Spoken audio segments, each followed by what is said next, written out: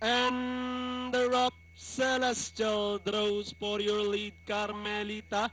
Datos Pride moving up on the outside. Empire Maker is by the rail. Easter Hope sneaking in down on the inside. Royal Scepter.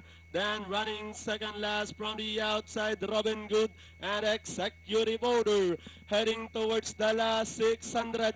We have Celestial moving up on the outside. Carmelita by the rail. Easter Hope. Royal Scepter now closing in fourth. Robin Good pass approaching on the outside. Daros Pride Executive Order as they turn for home.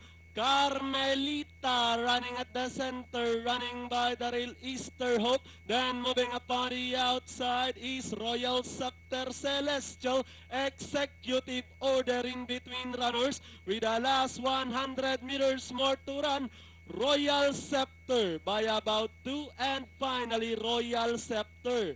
Executive Order, Carmelita, Robin Good, Celestial for your Pentapecta.